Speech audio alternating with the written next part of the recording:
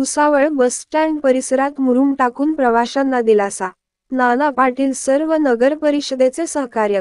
आठवड्यापासून पावसाची रिमझिम मोठ्या प्रमाणात सुरू असल्याने भुसावळ बस स्टँड परिसरात अनेक ठिकाणी पाण्याचे डबके साचले, त्यामुळे प्रवाशांना त्रास होत होता।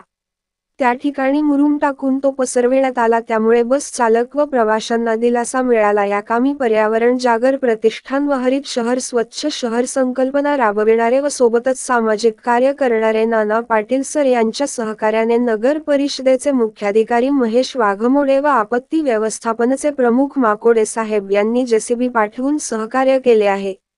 बस स्टँड परिसरात पाणी साचलेल्या जागेवर मुरुम पसरवण्यात आला। यावेळी प्रत्यक्ष नाना पाटील सर यांनी उपस्थित राहून कार्य करून घेतले।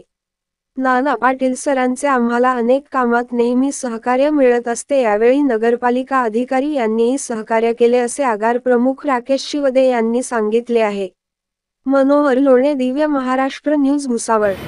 पावसाळ्यामुळे भुसावळ बस स्थानकात अतिशय मोठ्या प्रमाणात खड्डे पडले होते। त्या सदर खड्ड्यांमुळे पाणी साचत होते व नागरिकांना खूप त्रास होत होता।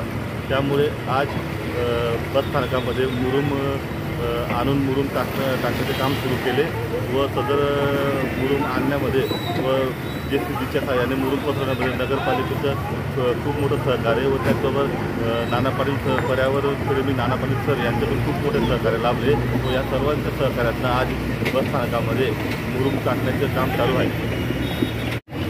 आज येथील बसस्टँडमध्ये जी स्थिती पाहता पाण्याचे अनेक ठिकाणी डबके साचलेले होते।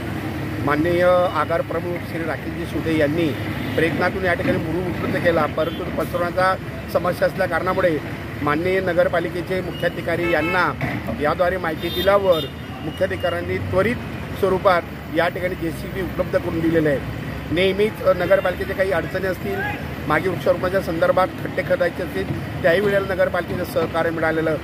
ज्या वेळेला का आज काही समस्या निर्माण आपण झालेल्या असतात, त्या जर शिवना कळवल्या किंवा श्री माकोडे साहेबांना कळवलं तर त्यांनी वेळोवेळी मलाही सहकार्य केलेलं आहे। जेसीबीच्या माध्यमातून असो, वृक्षाच्या संदर्भातला असतो। या निमित्ताने मी नगरपालिकेची सुद्धा आभार मानतो आणि आगार प्रमुखांनी थोड्याशा का प्रमाणात असना परंतु एक प्रयत्न या ठिकाणी करून प्रवाशांना आणि नागरिकांना या त्रासापासून मुक्ती मिळाल्याचा थोडासा आनंद प्रवाशांनाही मिळालेला आहे। त्यामुळे आगार प्रमुखांचेही या ठिकाणी धन्यवाद करतो आणि लवकरात लवकर बस स्टँडची व्यवस्था चांगली हो ही अपेक्षा करतो। धन्यवाद।